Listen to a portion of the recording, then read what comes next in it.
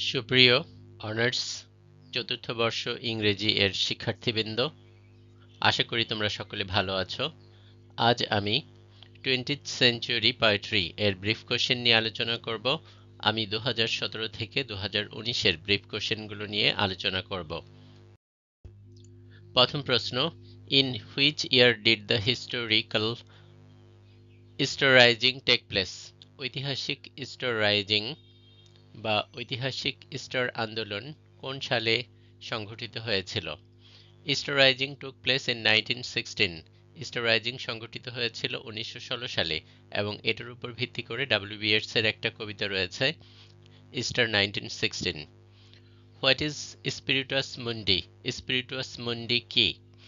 স্পিরিটাস মুন্ডি is a Latin phrase. স্পিরিটাস মুন্ডি হচ্ছে একটা ল্যাটিন ভাষার ফ্রেজ দ্যাট লিটারালি মিনস, যার শাব্দিকভাবে অর্থ হচ্ছে ওয়ার্ল্ড স্পিরিট, বিশ্বজনীন স্পিরিট বা বিশ্বজনীন চেতনা। In the poem The Second Coming, Spiritus Mundi means a collective spiritual force of inspiration.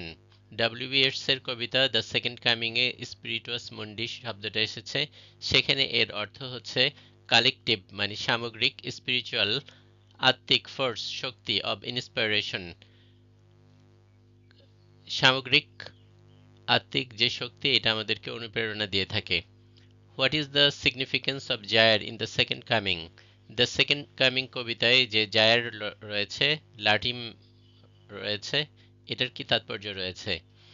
A gyre is a spiral that expands outward as it rotates.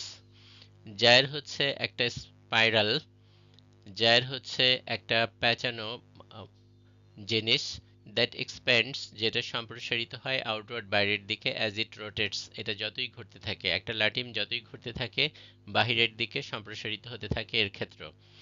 Yeats uses the image of gyre to describe the motion of history. W B. Yeats তার কবিতায় এই জায়ার, এই লাঠিমের image কথাচিত্রটা ব্যবহার করেছেন ইতিহাসের যে গতি সেটা বোঝানোর জন্য। টুয়ার্ডস কেওস অ্যান্ড ইনস্টেবিলিটি, ইতিহাস একটা সময় কেওস বিশৃঙ্খলা এবং অস্থিতিশীলতার দিকে অগ্রসর হয়। Whose rivalry do you find in the poem the rival? The rival কবিতায় কার রাইভালরি আমরা লক্ষ্য করি, কার প্রতিদ্বন্দ্বিতা আমরা দেখতে পাই? সিলভিও প্লাতের কবিতা the rival. Sylvia Plath does not say definitely, তিনি সুনির্দিষ্টভাবে বলেননি হু দ্য রাইভাল ইজ, তার প্রতিদ্বন্দ্বী কে। The rival may be a woman, rival হতে পারে অন্য কোনো মহিলা। Her husband Ted Hughes may also be her poetic rival, তার স্বামী টেড হিউজ তিনিও তার কাব্যিক রাইভাল প্রতিদ্বন্দ্বী হতে পারেন। What is the significance of the title the fire sermon? The fire sermon যে টাইটেল রয়েছে, এই টাইটেলের কি তাৎপর্য রয়েছে? Eliot takes the concept of the fire sermon from Buddhism. Fire সারমনের যে ধারণা রয়েছে, কনসেপ্ট রয়েছে, এলিয়ট এটা বৌদ্ধ ধর্ম থেকে গ্রহণ করেছেন। বুদ্ধিজম স্টেটস দ্যাট, বুদ্ধিজম বর্ণনা করে যে our lives are dominated by, আমাদের জীবন নে প্রাধান্য পায়, by the burning of passion, আমাদের জীবনে রয়েছে আবেগের জ্বালা, ডিজায়ার আকাঙ্ক্ষার জ্বালা, সেক্স ইত্যাদি। We should control them to be happy, সুখী হতে হলে আমাদেরকে এই জিনিসগুলো নিয়ন্ত্রণ করতে হবে। What are the threefold meaning in the voice of thunder? Voice of thunder বা বজ্রের যে গর্জন, সেই কণ্ঠস্বরের মধ্যে আমরা তিন ধরনের অর্থ দেখতে পাই। কি কি সেই অর্থ? In the Wasteland the voice of thunder utters the three times. The Wasteland কবিতায় আমরা দেখতে পাই যে একবার ভারতে প্রচণ্ড দুর্ভিক্ষ হয়েছিল, দুর্ভিক্ষের হাত থেকে বাঁচার জন্য জনগণ দেবতার কাছে গিয়েছিল। দেবতা তাদের কোনো প্রশ্ন বা কোনো কথার জবাব না দিয়ে তিনবার বজ্রধ্বনি করেছিল, ডা ডা ডা তিনবার শব্দ হয়েছিল। দ্য ডা ডা ডা স্ট্যান্ডস ফর, এই তিনটা ডা ডা ডা এর অর্থ, প্রথম ডা হচ্ছে ডাটা মানে টু গিভ ইন চ্যারিটি, দান করা। দমিয়তা মানে হচ্ছে টু কন্ট্রোল নিয়ন্ত্রণ করা। দয়াধাম মানে টু বি কম্প্যাশনেট মানুষকে সহানুভূতি দেখানো, দয়া দেখানো। এই তিনটা জিনিসের মাধ্যমে মানুষ মুক্তি পেতে পারে। What does the Wasteland, how does the Wasteland end? Wasteland কবিতা কিভাবে শেষ হয়েছে? ওয়েস্টল্যান্ড কবিতায় মূলত আধুনিক যে ইংল্যান্ড, আধুনিক যে প্রজন্ম, তাদের সমস্যার কথা বলা হয়েছে। ওয়েস্টল্যান্ড কবিতাটা শেষ হয়েছে ডা ডা ডা এই বজ্রধ্বনির মাধ্যমে।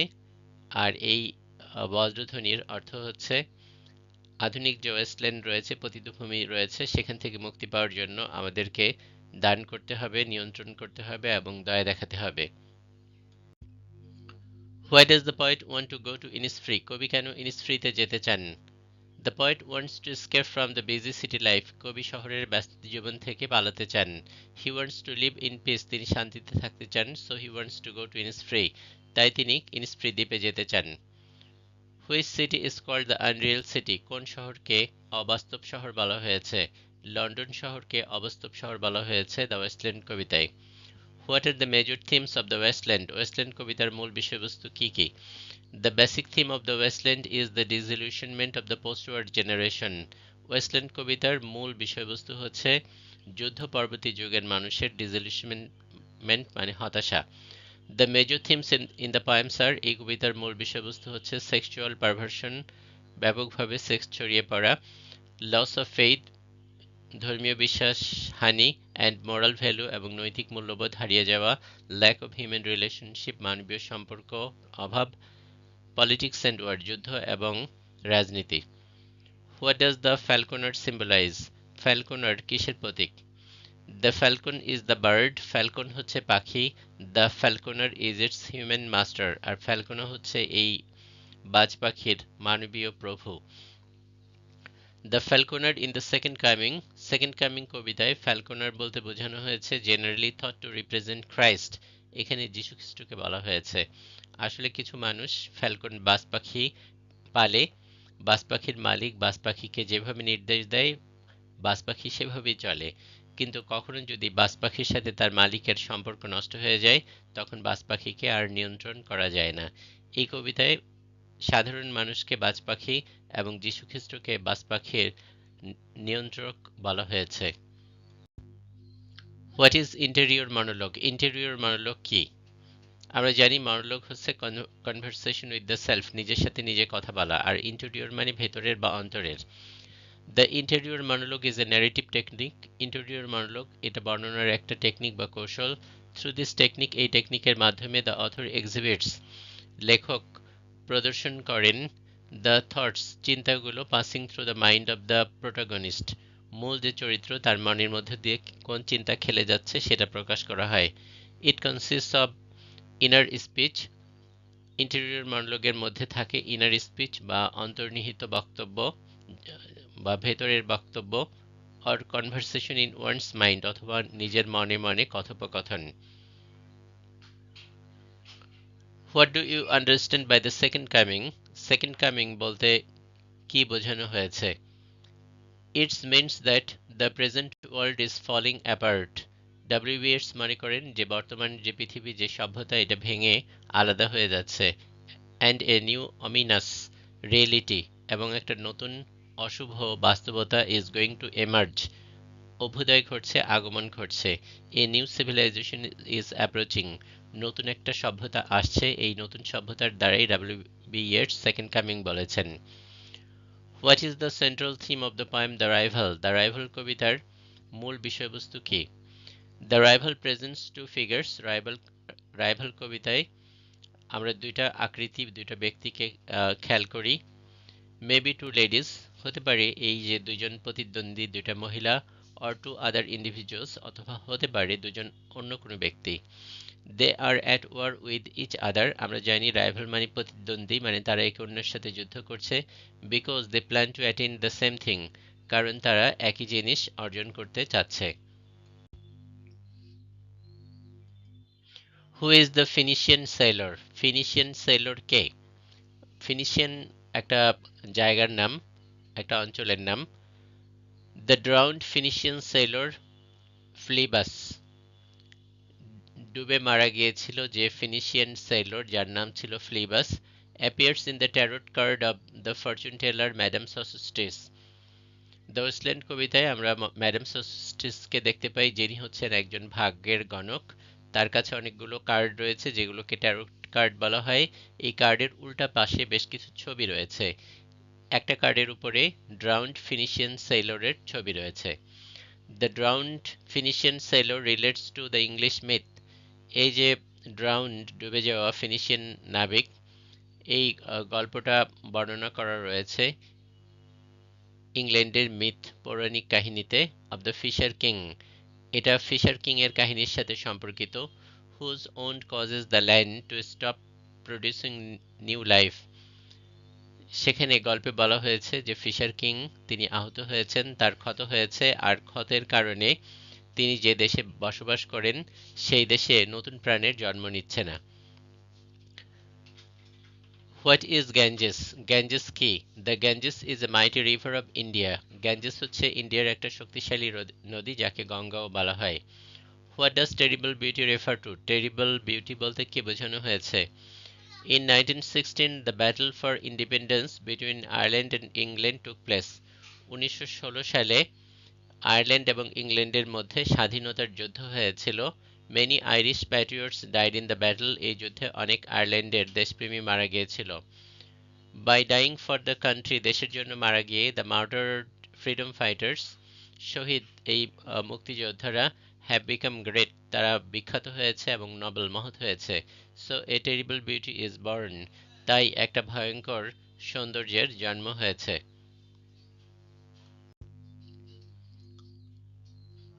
এরপরের প্রশ্ন, হু ইজ মডগন? মডগন কে? Maud Gonne was an Irish nationalist, তিনি ছিলেন আয়ারল্যান্ডের একজন জাতীয়তাবাদী নেতা। শি ওয়াজ এক্সেপশনালি বিউটিফুল, তিনি অতিরিক্ত সুন্দরী ছিলেন। W B. Yeats fell in love with her, W B. Yeats তার প্রেমে পড়েছিলেন। What does red rock stand for? Red rock কিসের প্রতীক? The Holi Grail as a stone is represented as the red rock. T S. এলিয়টের দ্য ওয়েস্টল্যান্ড কবিতায় আমরা হলি গ্রেইলের image বা কথাচিত্র পাই। হলি গ্রেইলের বিভিন্ন অর্থ রয়েছে। সাধারণত যীশুখ্রিস্ট যে টেবিলে বসে যে পাত্রে তার লাস্ট সাপার, শেষ ভোজন করেছিলেন, সেটাকে হলি গ্রেইল বলা হয়ে থাকে। তবে রূপকথায় হলি গ্রেইলের বিভিন্ন মাত্রা পেয়েছে। এই কবিতায় হলি গ্রেইলকে একটা স্টোন, একটা পাথর রূপে কল্পনা করা হয়েছে। The Holi Grail as a stone, holy গ্রেইলটা যেন একটা পাথর, is represented as the red rock, এটা কি বলা হয়েছে? লাল পাথর। There is a shadow under this red rock, এই লাল পাথরটার নিচে একটা ছায়া রয়েছে। হুইচ অফার্স রিফিউজ, যা আশ্রয় দেয়। From the destitution of the Wasteland, ওয়েস্টল্যান্ডের মানুষরা নিঃস্ব হয়ে গিয়েছে, যারা এই লাল পাথরের ছায়ার নিচে আশ্রয় নেবে শুধু তারাই মুক্তি লাভ করবে। Who is Lazarus? Lazarus K? Lazarus was a friend of Jesus, Lazarus ছিল জেসাস খ্রাইস্টের একজন বন্ধু।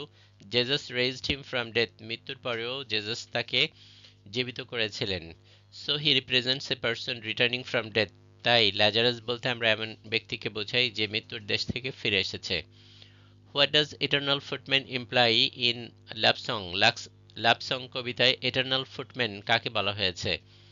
Death is sometimes referred to as eternal footman, মৃত্যুকে মাঝে মাঝে বলা হয় ইটার্নাল, চিরস্থায়ী ফুটম্যান বলা হয়ে থাকে। ইন দ্য লাভ সং কবিতায় Prufrock is alluding to his own fear about mortality, মূল চরিত্র হচ্ছে প্রোফোক, সে জানে তিনি মরণশীল, তিনি মারা যাবেন, তার একটা ভয় রয়েছে। এই যে মৃত্যু ভয়, সেটাকেই এটার্নাল ফুটম্যান বলা হয়েছে love song of J Alfred Prufrock কবিতায়।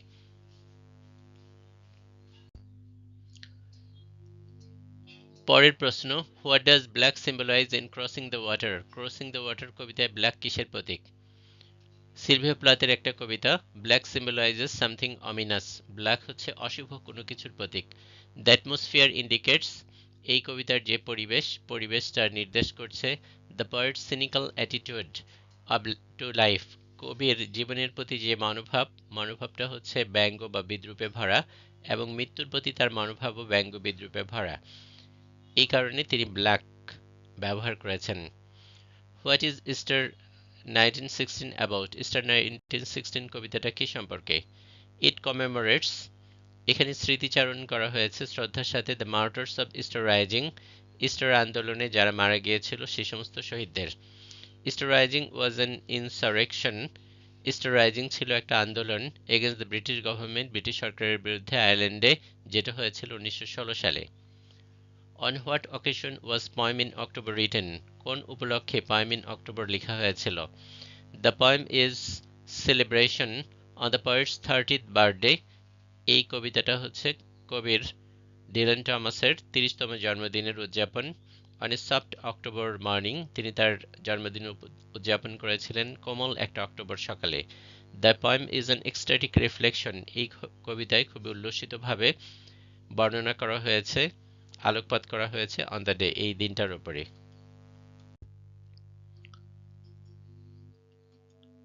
What is Byzantine famous for? Byzantine কি জন্য বিখ্যাত? Yeats's Byzantium is a city of imagination. W.B. yeats এর কবিতা সেলিং টু বাইজেন্টাইন বা সেলিং টু বাইজেন্টিয়ামে বাইজেন্টিয়াম বলতে বোঝানো হয়েছে একটা কল্পনার শহর, এ সিটি অফ আর্ট একটা শিল্পের শহর, ইট রিপ্রেজেন্ট সামথিং পার্মানেন্ট, বাইজেন্টিয়াম বলতে বোঝানো হয় স্থায়ী কোনো কিছু, it stands against mad pursuit of material achievement, Byzantium হচ্ছে ওই সমস্ত জিনিসের উল্টা, যেমন ম্যাড পারসুইট পাগলের মতো আমরা পিছু ধাওয়া করি, ম্যাটেরিয়াল অ্যাচিভমেন্ট বস্তুগত অর্জনের জন্য, টাকা পয়সা অর্জনের জন্য, বাইজেন্টিয়াম হচ্ছে এই সমস্ত বস্তুগত অর্জনের পুরোপুরি বিপরীত। What is a mermaid? Mermaid কি? জলকন্যা কি? ইন ফোকলোর রূপকথার গল্পে a mermaid is a aquatic creature, এটা হচ্ছে একটা জলজ প্রাণী with the head and upper body of a female human, যার মাথা এবং উপরের অংশটা থাকে একটা নারীর, and the tail of a fish, এবং যার লেজটা থাকে একটা মাছের, সেটাকেই মারমেইড বলা হয়। এটা একটা কাল্পনিক চরিত্র। What does a tattered coat stand for? Tattered coat ছেঁড়া কোট কিসের প্রতীক? It stands for an old man, tattered coat হচ্ছে একটা বৃদ্ধ মানুষের প্রতীক, an old man is like a tattered coat, বৃদ্ধ লোক হচ্ছে একটা ছেঁড়া কোটের মতো। সুপ্রিয় শিক্ষার্থীবৃন্দ, এতক্ষণ আমার সাথে থাকার জন্য তোমাদের সকলকে ধন্যবাদ।